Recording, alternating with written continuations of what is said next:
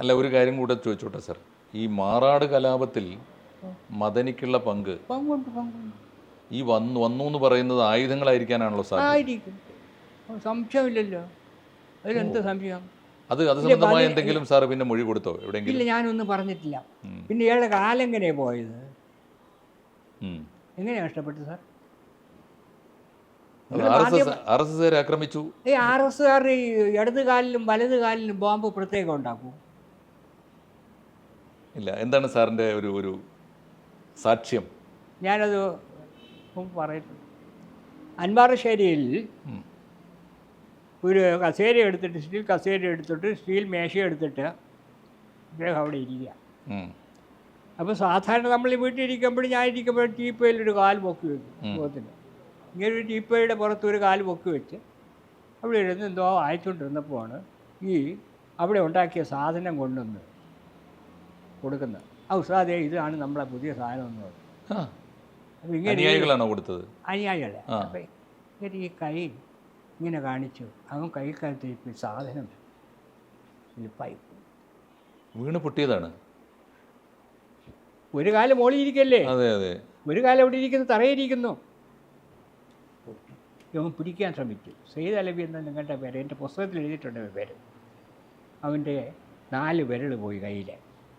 ഓ, സ്വന്തം അനുയായികളുടെ കയ്യിൽ നിന്ന് അവിടെ ഉണ്ടാക്കി ബോംബ് സ്വീകരിക്കുമ്പോൾ അവർ തന്നെ വീണ് പൊട്ടിയത്. തറയിരുന്ന കാലിൽ ഈ ആണികൾ പുസ്തകമായിട്ട് എഴുതിയിട്ടുണ്ടോ? ഞാൻ ആലപ്പുഴ പ്രസംഗത്തിലല്ലേ പ്രസംഗിച്ചത്. പരസ്യമായി പ്രസംഗിച്ച ഈ വിവരം പുറത്തു കൊണ്ടുവന്നത്. അങ്ങനെ ആ പോലീസ് ഉദ്യോഗസ്ഥന്മാരെ അന്ന് ഞങ്ങൾക്ക് ഈ ബുദ്ധി പോയില്ല എന്ന് പറഞ്ഞു. ഓ ഓ, RSSകാരല്ല, സ്വന്തം അനുയായികൾ തന്നെയാണ്. സ്വന്തം അനുയായികൾ ഉണ്ടാക്കി ബോംബ് പൊട്ടി. അവിടെ നിന്ന് തന്നെ ഇയാളുടെ കയ്യിൽ നിന്ന് തന്നെ അത് പൊട്ടിയതാണ്. ഓക്കെ, അവിടെ മുതൽ ഈ മദനിയുമായുള്ള ബന്ധം അവസാനിപ്പിച്ചു. അപ്പോൾ അത് കഴിഞ്ഞ് അന്ന് ഞാൻ പിന്നെ മലബാറിലാണ്. ഞാൻ പിറ്റേ ദിവസം ഇവിടെ വന്നപ്പോൾ അറിയുന്നത് വിൽഭട്ട് സുഭാഷിൻ്റെ ഓഫീസിൽ മഞ്ചൂർ വെച്ച് ഇങ്ങനെയൊക്കെ സംഭവിച്ചു. അതിന് അല്ല, 3-ാം ദിവസം ഞാൻ ആശുപത്രി വെച്ച് ഞാനും വിൽഭട്ട് സുഭാഷിനുമായിട്ട് ആദ്യമായിട്ട് കണ്ടത് ഞങ്ങളാണ്. ഇപ്പോൾ ഈ ആണി അത്രയും കാലിൽ കയറി. അപ്പോൾ അവിടെ ആശുപത്രി കൊണ്ടുവന്ന് പറഞ്ഞു അത് അത്രയും പുള്ളി പറക്കാൻ ഒക്കില്ല, മെഡിക്കൽ കോളേജ് കൊണ്ടുപോകുന്നു. ഇവിടെ വന്നപ്പോൾ ആ ഭാഗം കട്ടിയാന്ന് പറഞ്ഞപ്പോൾ ഇങ്ങനെ സമ്മതിച്ചില്ല. മുട്ടിൻ്റെ അവിടെ വെച്ച് മുറിച്ച് മാറ്റണം നിർബന്ധം പിടിക്കും വരും. അങ്ങനെയാണ് മുറിച്ച് മാറ്റി. കാരണം രക്തസാക്ഷിയാണല്ലോ. മനഃപൂർവ്വം ജയിച്ചതാണല്ലേ? മനഃപൂർവ്വം. അപ്പോൾ അത് കഴിഞ്ഞ് പാർട്ടിയൊക്കെ ഉണ്ടായി. 2ാമത് നിക്കാഹ് ചെയ്തു. എരുമേലിയിലുള്ള ഒരു സ്ത്രീയെ, സമ്പന്ന കുടുംബത്തിൽ നിന്ന്. അല്ല, ഇവരുടെ അല്ലേ പൂന്തറ സിറാജിൻ്റെ ഭാര്യയുടെ ചേച്ചി അങ്ങോട്ടൊക്കെ ആണെന്ന് തോന്നുന്നു. പൂന്തറ സിറാജൊന്നും അവിടെ ഒന്നും ഇല്ല. ആദ്യത്തെ ഭാര്യയോ? അതിനെ മൊഴിയൊല്ലി നിരപരാധികളെ ജീവിച്ചിരിക്കുമ്പോൾ.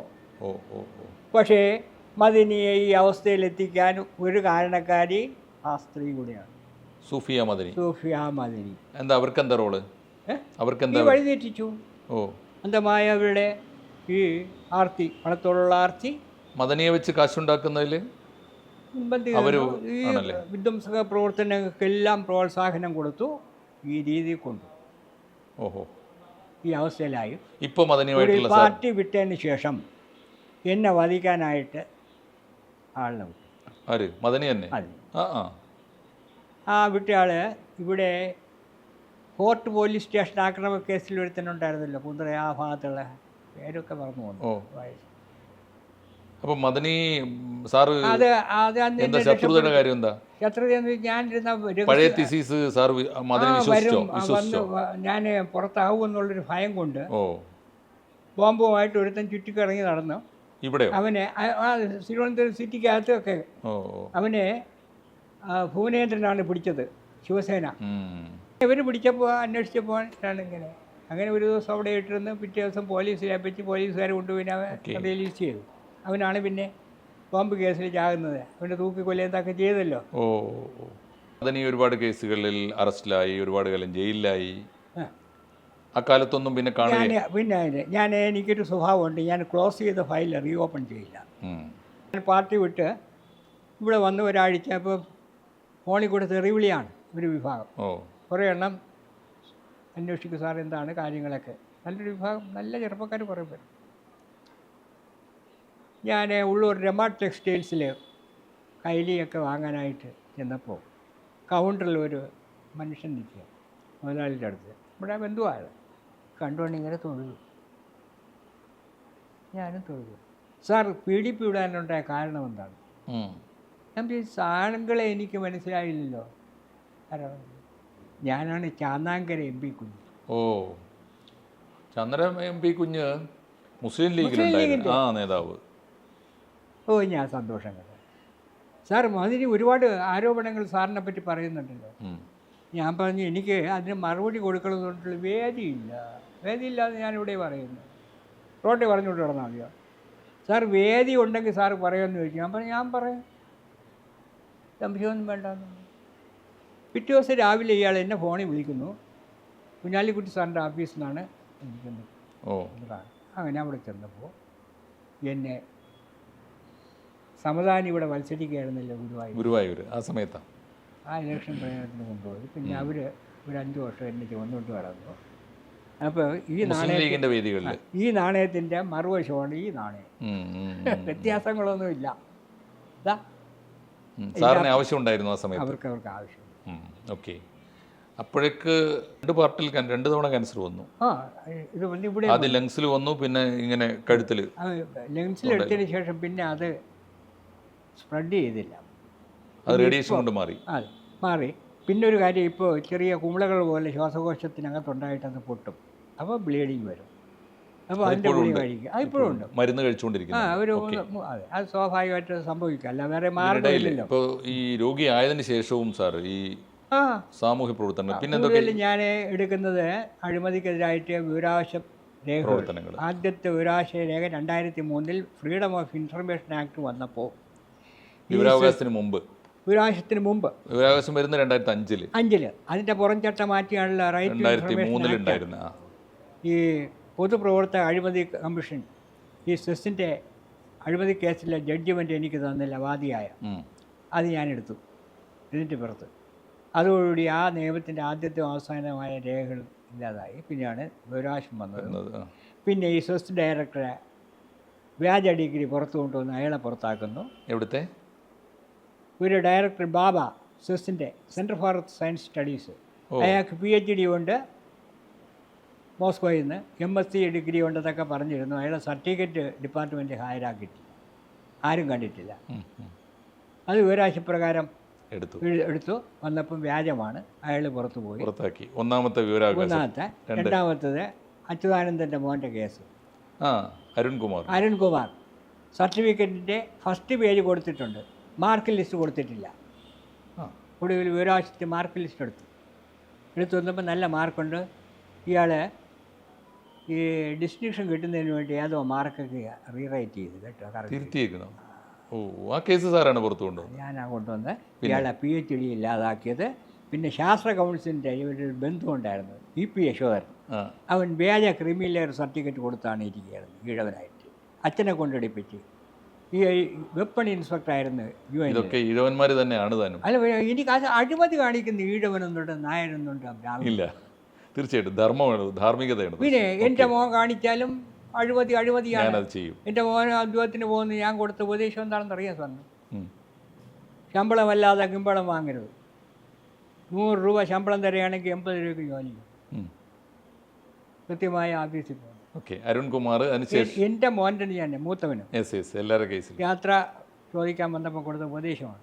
എൻ്റെ പേരിൽ ഒരു കറക്ഷൻ വന്നാൽ നിന്നെ സർവീസിൽ നിന്ന് പുറത്താക്കാൻ നിവേദനം കൊടുക്കുന്ന ഞാനായിരുന്നു. ഈ കെട്ടിടം പിടിക്കാനായിട്ട് പെർമിറ്റിന് അപേക്ഷ കൊടുത്തു. ഏത് കെട്ടിടം? ഇത് നിർമ്മിക്കാനോ? ബിൽഡിംഗ് പെർമിറ്റിന് അപേക്ഷ കൊടുത്തപ്പോൾ ഓവർസിയർ 30,000 രൂപ ചോദിച്ചു കൈക്കൂലി. സാറിനോട് പോലും? എൻ്റെ മകനാണ്, എൻ്റെ പേർക്കാണ്, അവൻ്റെ എൻജിനീയർ, നമ്മുടെ പയ്യനാ. അവൻ വന്ന് പറഞ്ഞു, ചേട്ടാ 30,000 രൂപ ചോദിക്കുകയാണ്. അപ്പോൾ ഇവൻ പറഞ്ഞിട്ട് ഞാൻ കൈക്കൂലി വാങ്ങാത്ത ഒരു ഉദ്യോഗസ്ഥൻ എങ്ങനെയാണ് ഞാൻ കൈക്കൂലി കൊടുക്കുന്നത്, എനിക്ക് പെർമിറ്റ് വേണ്ടെന്ന് പറഞ്ഞു. അപ്പോൾ എനിക്ക് ജീവിതം മുന്നോട്ട് കൊണ്ടുപോകണമെങ്കിൽ ആർക്കെങ്കിലും 5 സെൻറ്റ് സ്ഥലം കൊടുത്തു കഴിഞ്ഞാൽ വിൽക്കണം. പെർമിറ്റിലേക്ക് കൊടുക്കുന്നത് ശരിയല്ലല്ലോ. ഞാനും മുഖ്യമന്ത്രിക്ക് ഒരു പരാതി അയച്ചു. പരാതി എന്തെന്ന് ചോദിച്ചു, ഇങ്ങനെ കെട്ടിടം പെർമിറ്റിന് കൊടുത്ത് 30,000 രൂപ ചോദിക്കുകയാണ്, കൈക്കൂലി ഉണ്ടായിരുന്നു. കൈക്കൂലി കൊടുത്ത് പെർമിറ്റ് വാങ്ങില്ല. ആയതുകൊണ്ട് ദയവ് ചെയ്ത് ഒന്നുകിൽ ഈ സ്ഥലം ഗവൺമെൻറ് മാർക്കറ്റ് വില അനുസരിച്ച് നിങ്ങൾ സർക്കാരിനെടുക്കുക, അല്ലെങ്കിൽ എനിക്ക് പെർമിറ്റ് തരിക. അതുമല്ലെങ്കിൽ ക്യാൻസർ രോഗിയായ എന്നെയും എൻ്റെ കാഴ്ച ശക്തി നഷ്ടപ്പെട്ട് എൻ്റെ ഭാര്യയും ദയാവധം നടത്താൻ ഉത്തരവാകും. ഒടുവിൽ നമ്മുടെ മുഖ്യമന്ത്രിക്ക് കൊടുത്ത നമ്മുടെ മുഖ്യമന്ത്രി കൊടുത്ത് അത് നേരെ അങ്ങ് അയച്ചു കൊടുത്ത് അതിൻ്റെ ഒരു കോപ്പി മലയാള മനോരമ അയച്ചു, 24-ന് അയച്ചു. ശ്രീനിധി നായരിട്ട് നല്ലവണ്ണം കലക്കി. അങ്ങനെ വിജിലൻസ് അന്വേഷണമായി 21 മാസം ഞാൻ കയറി ഇറങ്ങി വിലാസത്തിലെല്ലാം എടുത്തപ്പോൾ ഇവിടെ ഞാൻ പെർമിറ്റിന് കൊടുക്കുന്നതിന് 3 മാസത്തിന് മുമ്പ് ഇവർ പെർമിറ്റ് കൊടുത്തിരിക്കുന്നു ഡെവലപ്മെൻറ്റ് ഏരിയയിൽ, ഗവൺമെൻറ് സെക്രട്ടറിയുടെ. ഇത് അറിഞ്ഞുകൊണ്ടാണ്. അതിനെതിരായി ഞാൻ ഓംബുഡ്സ്മാനിൽ കേസ് ഫയൽ ചെയ്തു. ഞങ്ങൾക്ക് 18,50,000 രൂപ നഷ്ടം വന്നിട്ടുണ്ട്. ലേബർ അഡ്മിറ്റ് ചെയ്തു. അത് കഴിഞ്ഞ ആഴ്ച ഉത്തരവായി 10-ാം തീയതി നഷ്ടം കൊടുത്തോളാൻ പറഞ്ഞു. ഒരു ഉപേക്ഷയില്ലാന്ന് പറഞ്ഞു. അതിൽ LSP ഓംബുഡ്സ്മാൻ. അവിടെ ഓംബുഡ്സ്മാൻ ഇല്ല. 1 വർഷമായി ലിഫ്റ്റില്ല. ഞാൻ കേസിൽ ചെന്നപ്പോൾ ലിഫ്റ്റും ഇല്ല, ഓംബുഡ്സ്മാനും ഇല്ല. ഞാൻ മുഖ്യമന്ത്രിക്ക് എഴുതി, വാർത്ത വന്നു, ഓംബുഡ്സ്മാനെ നിയമിച്ചു. ഇപ്പോൾ ഏതെങ്കിലും രാഷ്ട്രീയ പാർട്ടികളിലും വേദികളിലും ഒന്നുമില്ല. ഇല്ല, ഇവരുടെ ഈ കൊടിയുടെ നിറ വ്യത്യാസമല്ലാതെ സ്വഭാവത്തിന് പെരുമാറ്റത്തിന് വ്യത്യാസമുള്ളൂ. രാഷ്ട്രീയ പാർട്ടികൾ തമ്മിൽ കൊടിയിൽ മാത്രമേ കൊടിയുടെ നിറ വ്യത്യാസമുള്ളൂ. ഇന്ന് BJPയുടെ സംസ്ഥാന പ്രസിഡന്റ് സുരേന്ദ്രൻ CPM ചേർന്നാൽ സുരേന്ദ്രനെ സ്വാഗതം ചെയ്യും. അപ്പോൾ ഇതിനോട് വ്യത്യാസം ആർക്ക്? കൊടിക്കല്ലേ അയിത്തമുള്ളൂ.